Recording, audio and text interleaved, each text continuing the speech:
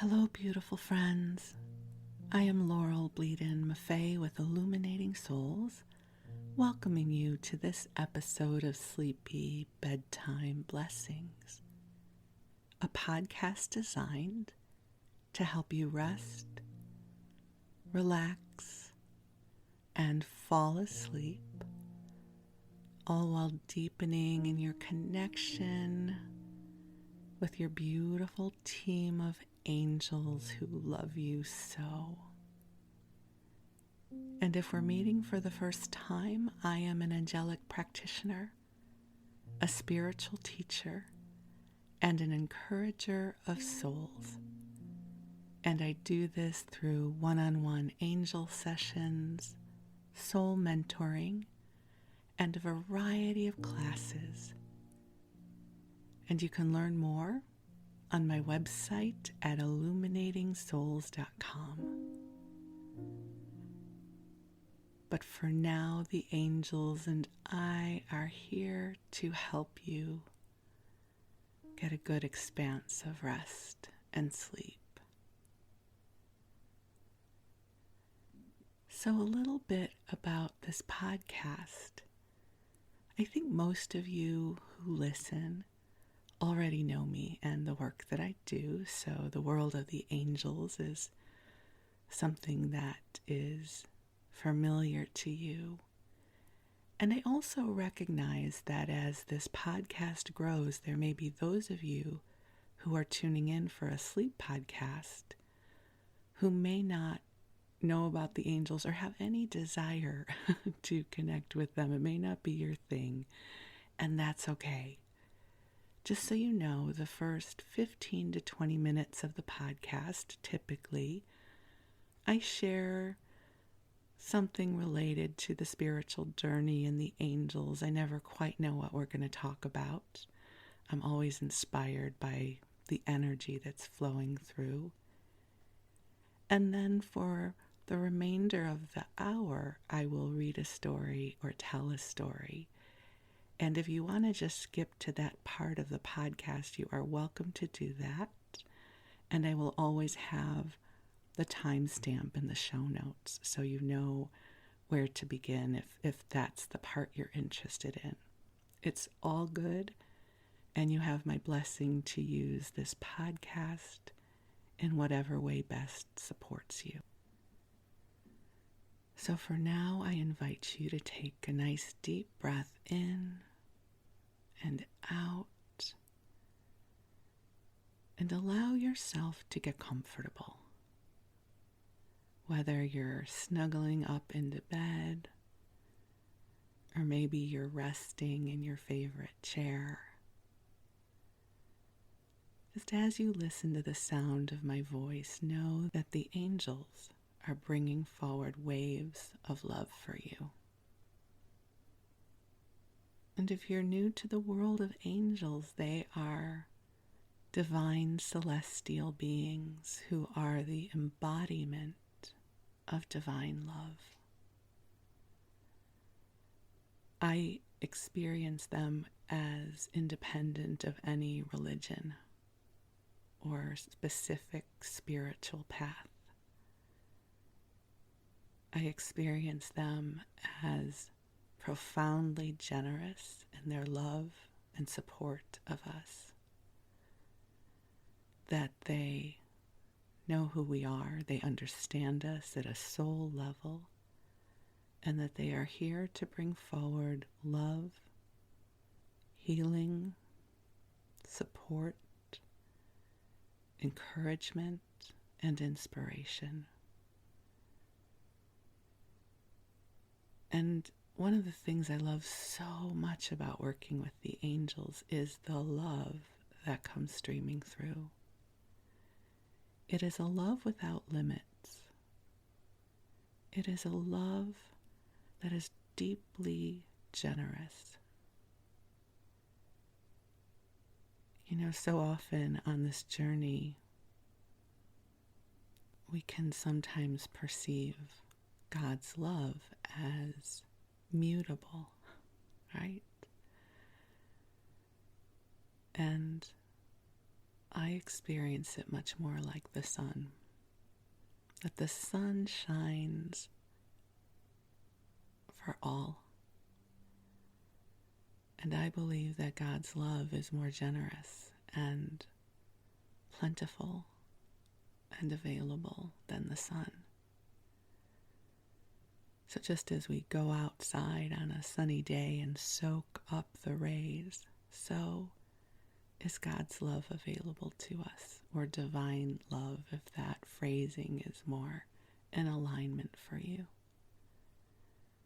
And this love is of a frequency that we can gracefully metabolize. We need not perform for it or better ourselves for it. It would be like the sun telling the leaves of a tree, you must be greener and more beautiful before I will shine upon you. The sun simply shines because it is its nature to do so. And so it is with divine love.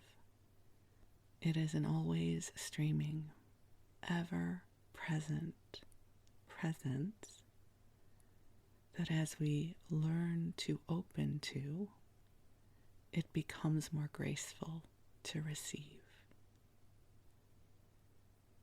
So take another deep breath in and release, allowing the light and the love of your angels to flow to you. Your angels have known you since before you were born. Your angels understand what is transpiring in your life. They know what is in your heart, and they are team you. They are your cheerleaders. They are your soft place to be, to rest. And so just allow the love of your angels to flow to you now. Just imagine it.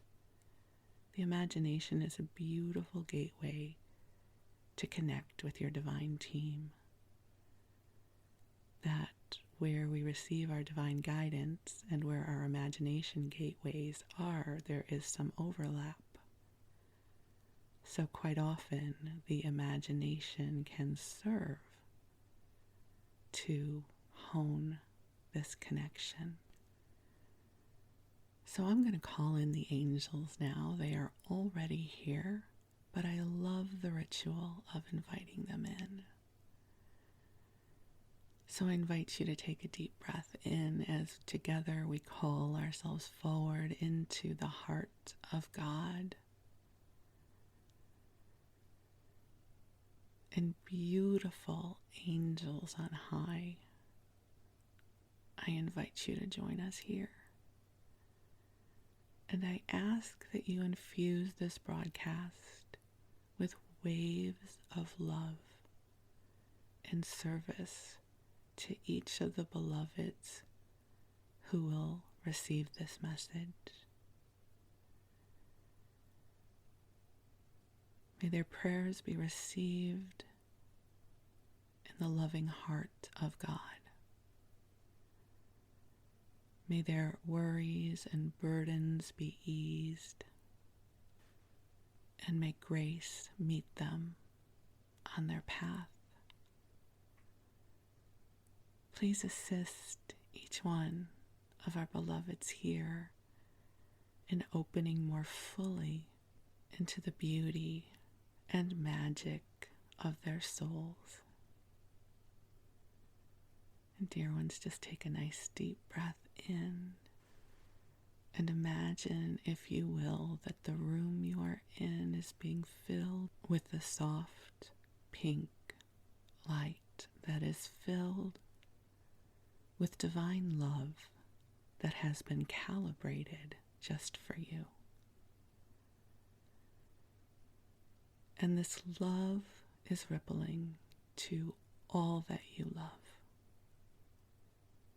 It is generous in nature, and there is more than enough of it to ripple into your world. So just imagine now that the angels are sending blessings of light to all that you love, to all that carries love for you throughout time and space. That this love is not bound by our timeline. That this love can travel into the past. It can send blessings into the future. And most of all, it is present with you right now. And this love will help to bring a sense of well-being and peace to your heart. You are a blessing in this world, truly. You are a gift in this life. You are precious, and you are worthy of love. You carry gifts within you that make this world a better place, and I am so deeply grateful for you. Thank you for finding your way to this moment, whatever brought you here, and had you hit play on your podcast app. I'm so grateful for this opportunity to shine love upon you, because you are worthy of it and so much more. My prayer for you is that sparks of inspiration find you, that you come alive to the beautiful spark of light that you are, that well-being finds you, that healing comes to you, and that you feel the brightness and the beauty of your authentic spirit. Oh, this world is filled with such beauty for you. You have beautiful adventures awaiting you. I can feel the brightness of all that you are. And I invite you into a sense of hope and optimism. Perhaps optimism might feel too strong right now with all that is transpiring in the world, but how about if we settle on the hope and the prayer of brighter tomorrows? So take a deep breath in and allow yourself to come into alignment with the prayer and the hope of brighter tomorrows. We need not know how to cause them to come into being. We don't need to know the blueprint. All we need to do is say yes.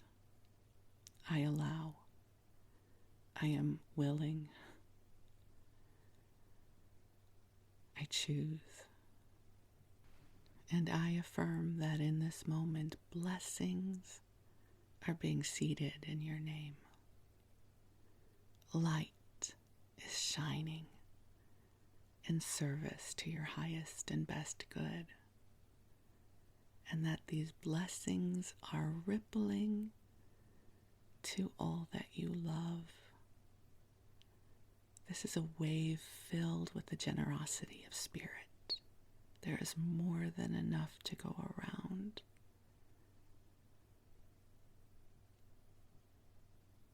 And so just breathe and allow your body to relax and let go. You have permission to rest. You have done enough in this moment.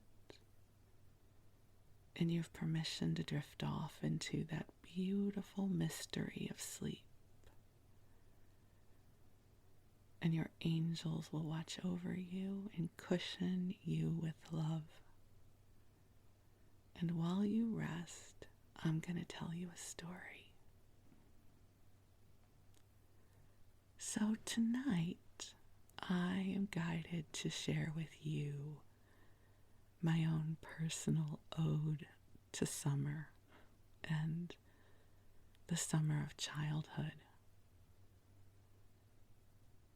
I've shared before that I'm facilitating a class right now called the Soul Stories Guild, and the angels bring forward different prompts for us to help us connect with the tapestry of stories that span throughout our lifetime. It's wonderful, such a joy to be in a sacred circle and share our stories together. And one of the prompts they shared was, how did you know when summer was about to arrive? And they were referencing childhood. Like, what were the talismans of summer?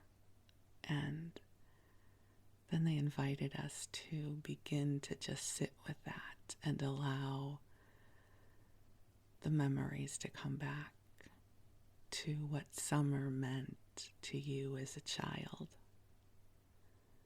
And I invite you to do that too. It's like, well, how did you know that it was about to be summer? And what was summer like for you as a child? What are some of your favorite summer memories or rituals? And I thought I would share with you some of mine. So I grew up in Skokie, Illinois, which is a suburb of Chicago. And I would say that my childhood would now be considered rather idyllic, although we didn't know that at the time. My childhood would take place in the late 60s and early 70s. And we lived on a block with a lot of other kids who were in our age group. And we traveled together like a pack. Like there was always someone to play with or do something with. And we were rather adventurous. And it also was a time when we could wander fairly unencumbered through our days. So we didn't always have to be supervised. We could ride our bikes or go on adventures. And years later, I would ask my mom about that, and she just shrugged. She said, well, I always knew where you were. And I think what she meant was, in general, she always knew where we were, but it isn't the kind of supervised life that children nowadays have. And I was thinking about what were some of the talismans that summer was going to arrive. So certainly there was the change in the weather. If you lived in the Midwest, you know that winter seems to last forever. And then somewhere around the end of March or early April, if we're lucky, the weather begins to turn. The snow begins to melt. And you can maybe think about going outside without a jacket. And then there would be opening day at Wrigley Field when the Cubs would play, which almost became a citywide holiday. And then there were some other things that I always would associate with the coming of summer. There was a community pool in Skokie, Oakton Pool, that was an oasis for all of us. And at the beginning of the season, each family would buy tokens to be able to go into the pool so that you didn't have to pay a daily rate. And my mom would send in for our tokens from the park district, and they would come in the mail, and they were little metal tokens that would have to be sewn onto our swimsuits, because you would show the token when you entered the pool, and they couldn't be pinned on, they had to be sewn on. So that was one of the first things. And we'd have to get our swimsuit for the year if we couldn't fit into the one from the summer before. And so the tokens would come. They would have to get sewn on. And in addition to the swimsuit, we would need a swim cap because you were not allowed to go in the pool without a swim cap. And again, late 60s, early 70s, and the swim caps were groovy. They were usually neon colored because, again, the era. And they would have these big plastic flowers on them. They would be padded, and they would have that strap that would go across your chin and hold them on. So not the sleek swim caps that Olympic swimmers wear, but these were fashion statements. They were really groovy. They kind of had a life of their own, and you would go and pick one out, right? So imagine getting to be a little girl and pick out your swim cap for the year. So there would be your swimsuit and your swim cap. Oh, and flip-flops. You for sure needed flip-flops, which we called thongs. So we called those thongs before thongs were used as a term for underwear, because thong underwear did not exist in the mainstream at that time. So our flip-flops were called thongs growing up. And then we would wait, right? We had our tokens, and we had our swim caps and our swimsuits and our thongs, and we would wait because there would be the opening day, but the pool wouldn't open if the weather wasn't in alignment. And then once the pool opened, we lived at the pool. I loved swimming as a kid. And to get into the pool, they would do a foot check. I don't know what they were looking for, but there was always some poor teenager who had to sit at the entrance of the ladies' locker room and the men's locker room, and you would have to show them your feet. And if your feet passed inspection, you got to go in. Then you might lock up your clothes or whatever it is that you carried with you and grab your towel and then go out to the pool. And there was a diving pool and then just a regular long pool. And a couple things that I remember about this was, the first was, back then, we didn't know about sunscreen. I don't know that sunscreen existed back then. Instead, we had suntan lotion or suntan oil. Those were your choices. You could either rotisserie yourself or you could simmer, because it was all about getting the tan back then. And it's absurd now that we know about the sun and sun damage. We didn't know about that then.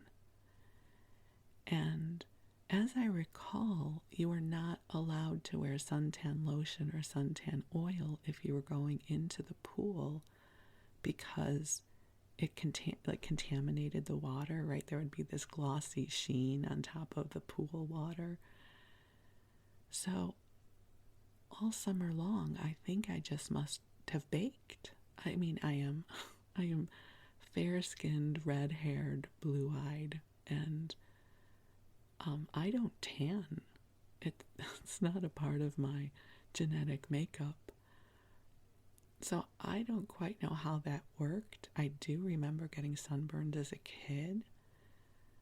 I remember using Noxzema. Did anybody else ever use Noxzema as a kid on sunburn? That mentholated, soothing energy that would bring comfort. And I just think about that now, that I just was running around and swimming all summer long without any kind of sunscreen. And we would just swim, and at some point I got swim goggles because my eyes would just get so red and burned from the chlorine. And I loved going to Oakton Pool.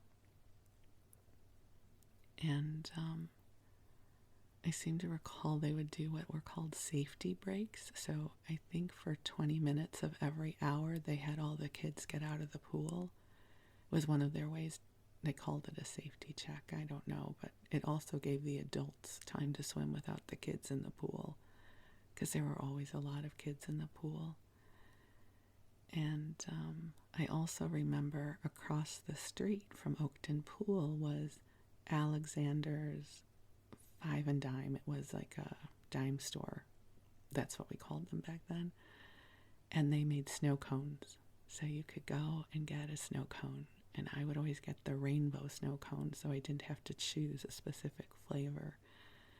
And it was always a very messy affair. It had to be eaten outside because inevitably it would drip all over the place. But it was delicious on a hot day.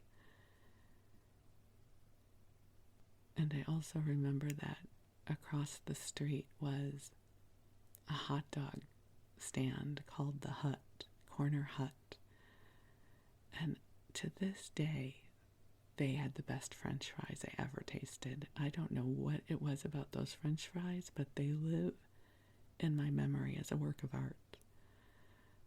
I don't know what I would think of them today. They're no longer in business, but I don't know. Those were the best French fries ever. You know, something about the flavors of childhood, right? They sort of dwell in a special place in our memories. The other thing I remember about that time is that, speaking of no sunscreen, we would actually put baby oil on our skin so that we could tan. No one broke it to me that I would never tan. I don't know that we knew. I think I really believed that I could have the skin color of a Tropicana girl, if you remember those ads, you know, the glistening, you know, tan, brown, healthy look. No one said, girl, you are just going to get more freckles and more red. I didn't recognize that that was the way my genetics worked at the time. As opposed to now, I so protect myself from the sun. Giant hat, long sleeves, no sun. And, but back then, I was going to roast myself in hopes of somehow becoming tan. Maybe all of my freckles would converge into a beautiful tan. I don't know. But I remember the smell of chlorine. And then at the end of the season, at the end of the swimming season, they would have Goldfish Day, which now seems kind of cruel, but they would dump a lot of goldfish in the pool, and the kids would then go in and swim to catch their goldfish, and they would, you know, hand out plastic bags, and we would put our goldfish in the plastic bag and triumphantly return home. And I think at that point every kid in Skokie had a goldfish that would live for, I don't know, a few weeks, a month maybe.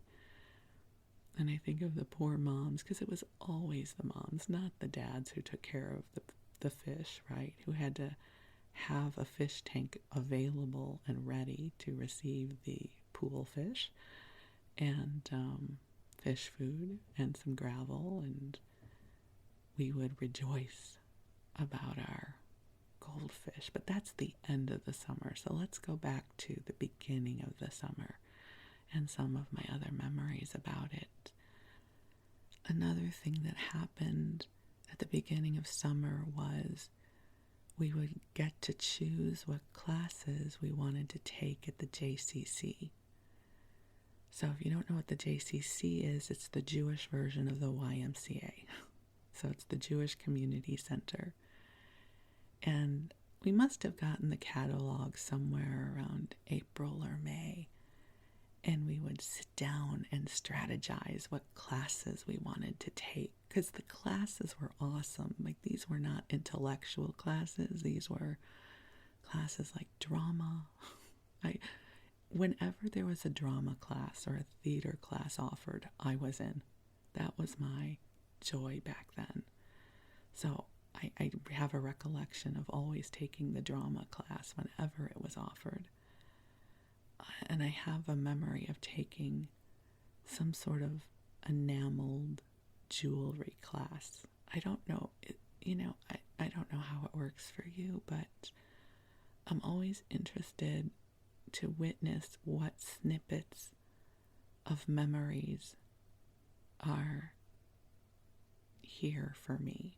Like, there's a lot I don't remember, but I remember this class, and we would get these metal pieces. They may have been copper. I remember they seemed to have been the color of copper, and they came in different shapes. So you could make earrings or a necklace, and we had to treat them with some kind of solvent.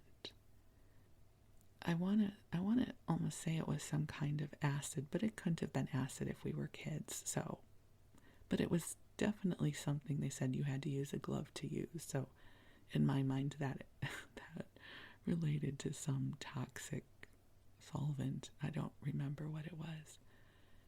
And so you would clean and treat the metal, and then you would get to use some sort of enamel that you would paint on, much like you would paint pottery.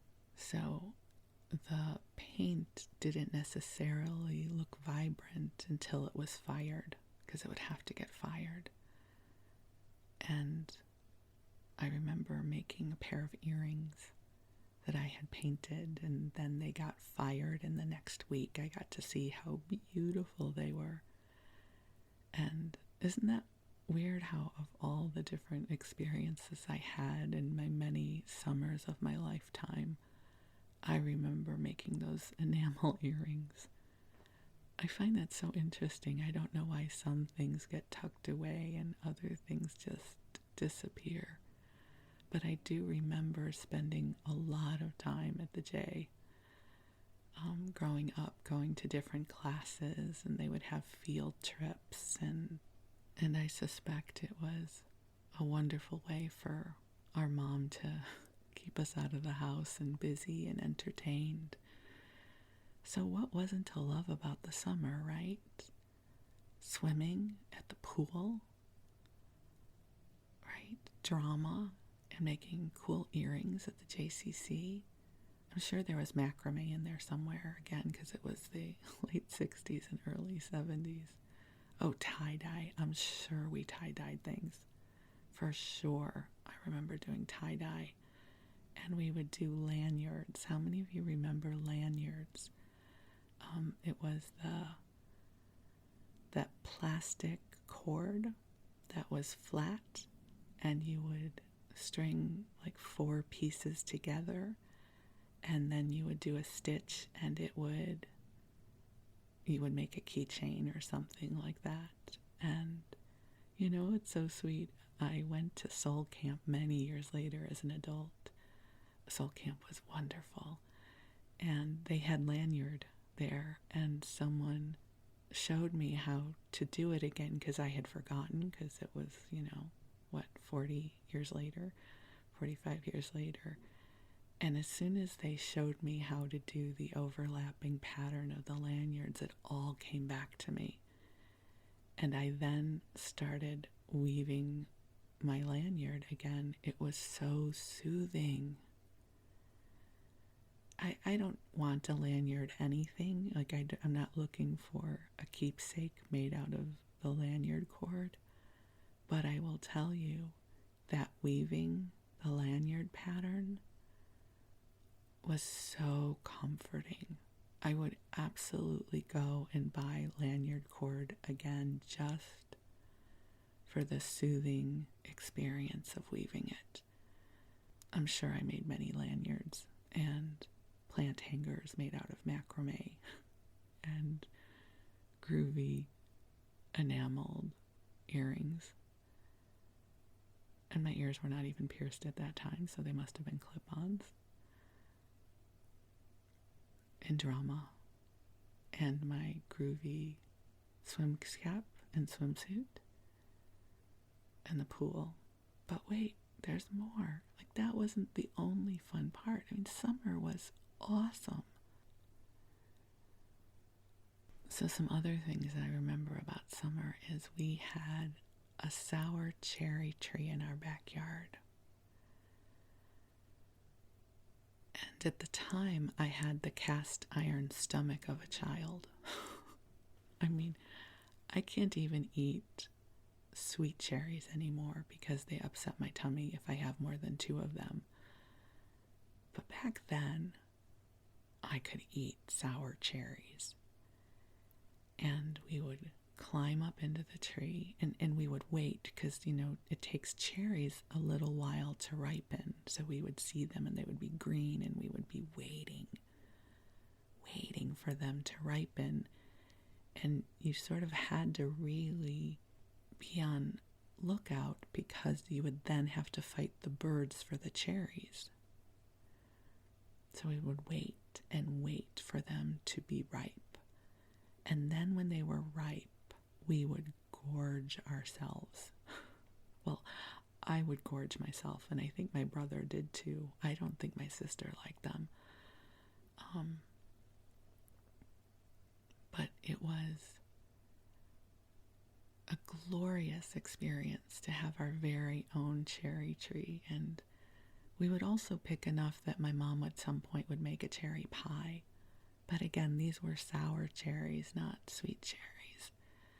And then, alas, at some point, like many fruit trees, our tree was unhealthy and it had to get chopped down. And that was the end of the sour cherries. But for several years of my childhood, I had the joy of binging and feasting on sour cherries as a part of my summer ritual. And speaking of summer food, how many of you grew up with the Good Humor Man? We did. And we would wait and listen for those glorious bells and the shout of, "Good Humor Man." And they would come up our street, and I seem to recall that the ice cream bars and popsicles were between 5 cents and 10 cents, depending on what you got. My mom liked the chocolate eclair. My father liked the toasted coconut.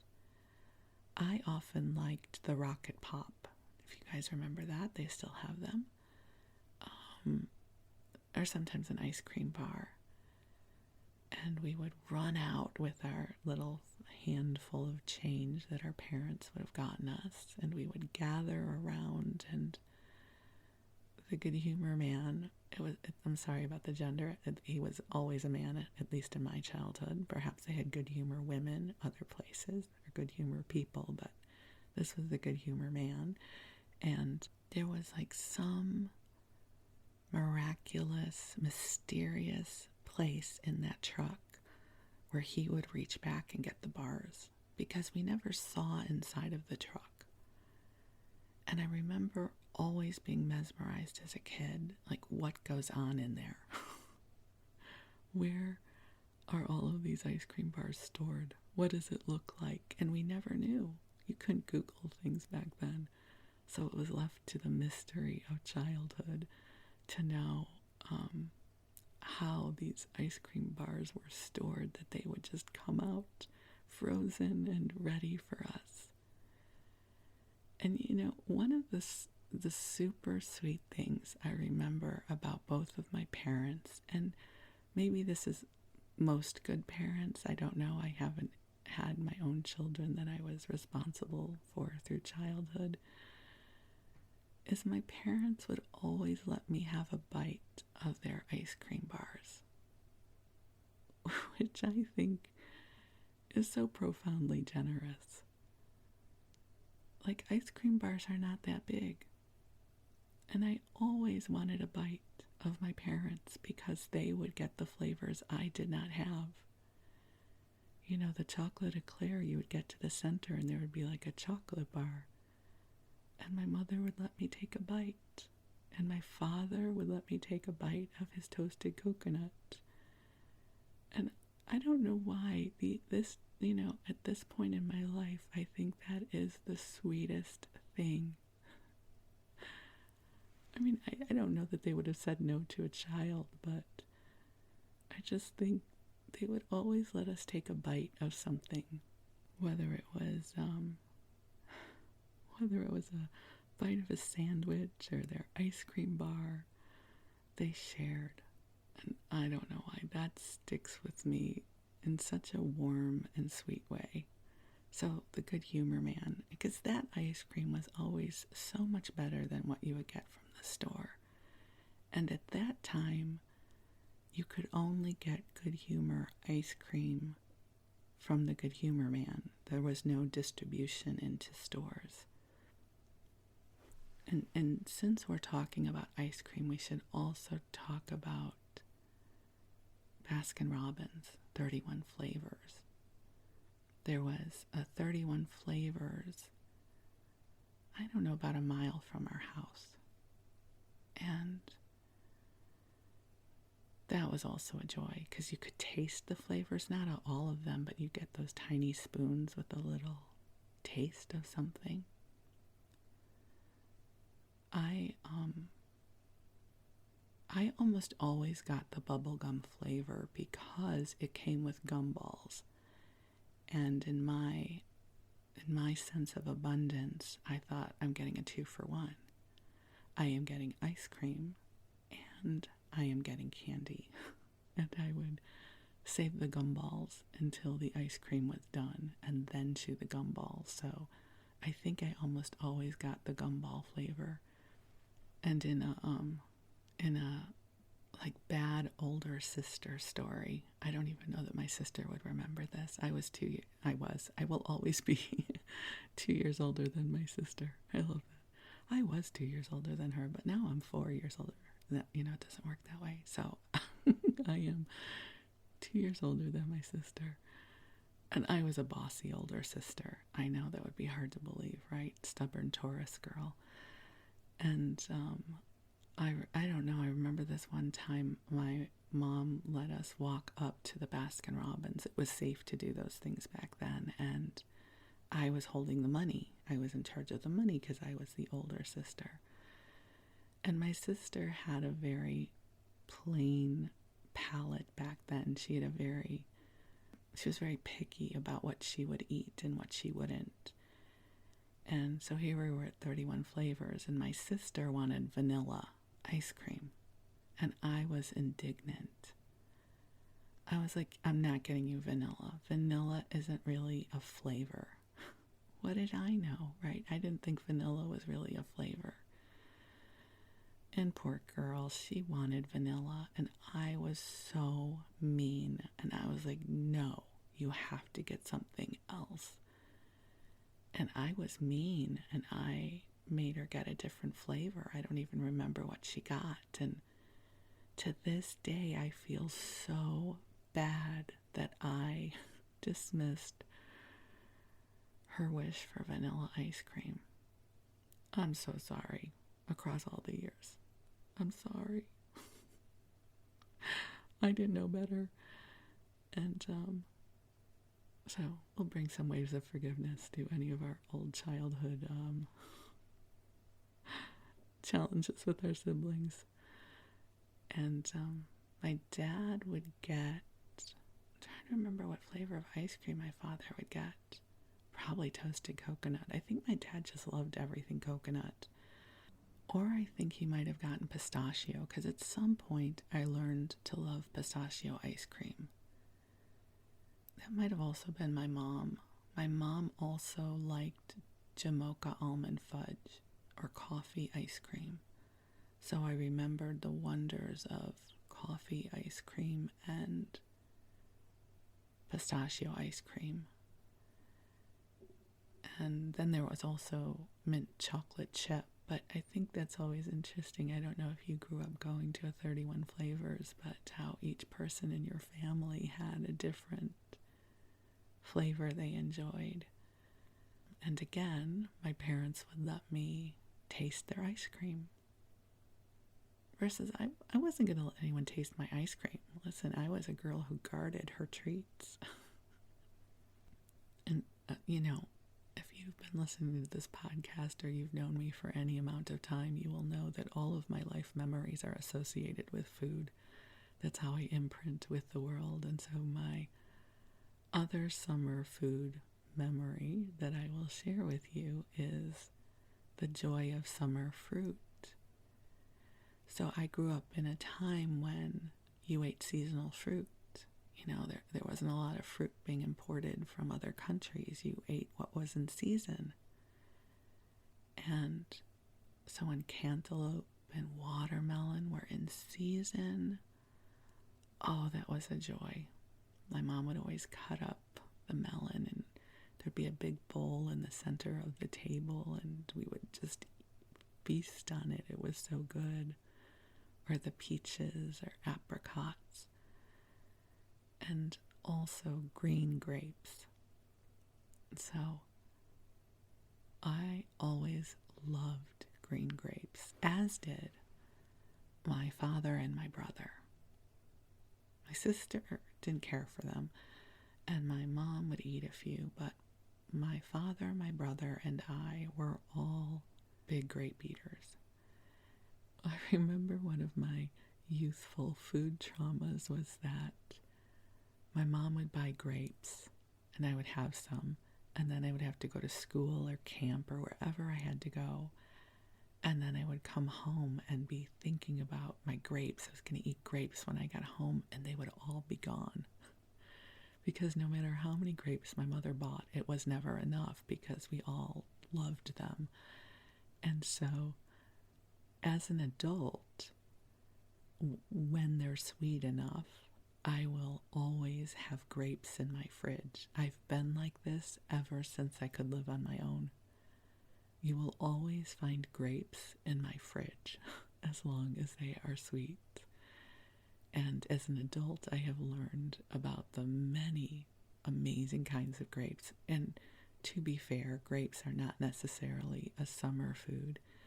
I mean, they are, but since I live in the Napa area, I have come to learn that the best grapes are harvested in the fall. Perhaps you did not know that. But come the end of September, there are gorgeous, glorious grape varieties available. And I will probably do a whole grape episode around then. But I will say, if you ever get the chance to eat peony grapes, Kyoho grapes, autumn crisp grapes, they are amazing.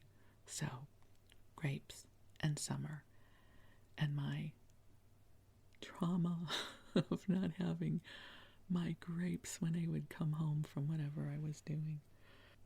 I just thought that was funny. And I will also say that, the ode to summer, right? Summer also meant that we didn't have to be in school anymore. I did not like school. I know, big surprise. And I could not wait for it to be over. I could not wait for it to be summer. And I did not have to be at school anymore, because I've never been good about being places I didn't want to be. Some people can suck it up and make it work, and that's just never been me. I really resist and struggle when I have to be in places I do not want to be. So summer meant that I could just be hedonistic, right? I could be indulgent. I could go to the pool. I could have good humor ice cream. I could do my drama class at the J. Right? My authentic, sweet little life force could do what I wanted to do. And it was wonderful. And we would go around in a herd of children, and we would play. We'd play ball on the street.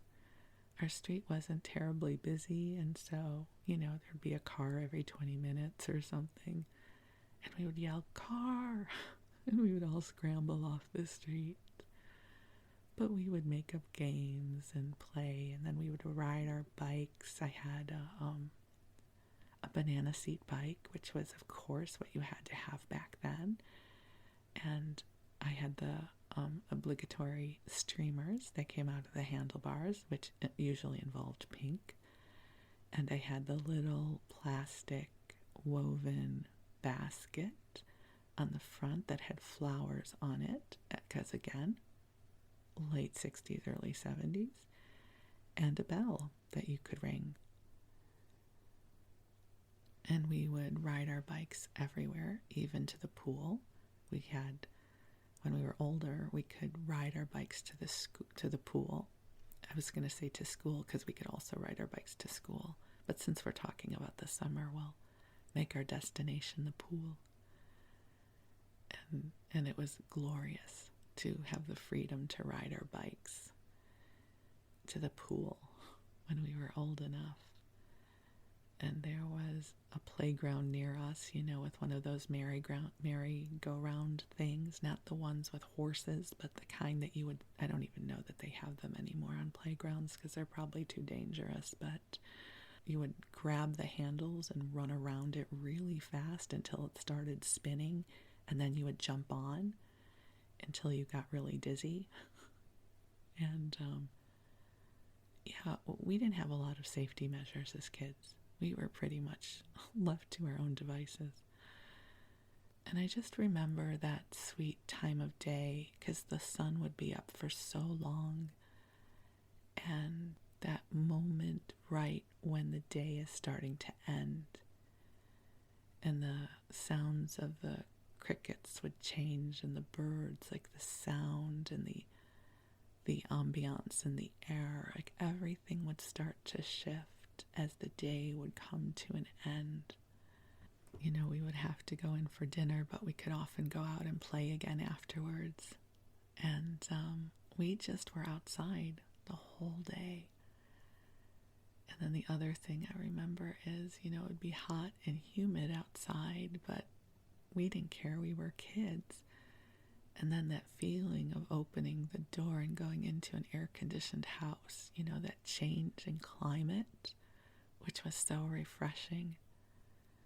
And I remember we would run through the sprinkler because no one had a pool at their house unless you went to the park district. So we would run through the sprinkler and play with the hose and, cool down that way. But we were kind of impervious to the heat as kids. And we drank a lot of Kool-Aid. Kool-Aid, High C, if you guys remember High C in the can, lemonade, and Kool-Aid flavors we would make. It was just a really glorious way to experience childhood. There was always something to do or an adventure to be had, and it was awesome. So here's to our summer memories, whatever yours are. I hope you have some good ones that you can reach into your stream of life and look at. And here's to the summer that is rising up to meet us. And may you find things that bring you joy.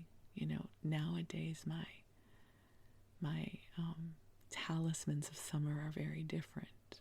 It's usually, first off, I live in California, where there's not as dramatic a difference between summer and winter. These days, I'm a fuss budget, so for me, summer just means it's hot, and I don't like it, so I stay in air conditioning.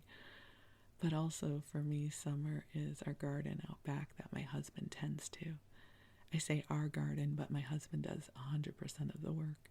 And how we're watching the tomato plants grow tall, and the tomatoes are starting to form and soon will grow ripe, and how there are longer days. And it's interesting, my relationship with summer is not as necessary as it was as a child because, again, in California, we almost always have nice weather.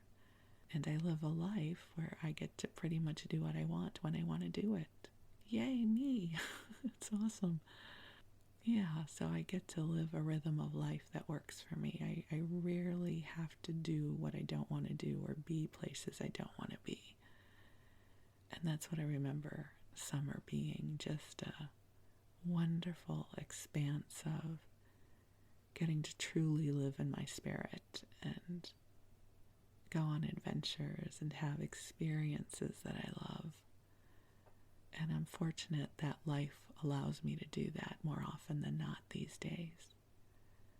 So, my beautiful friends, I send you love. And to your inner child, I invite you to come play with my inner child. And we'll have a lemonade stand together somewhere, and we will chase our good humor truck down, and I will treat you to an ice cream, and I will even let you get vanilla if that is your desire, because I now recognize that that is a bona fide flavor.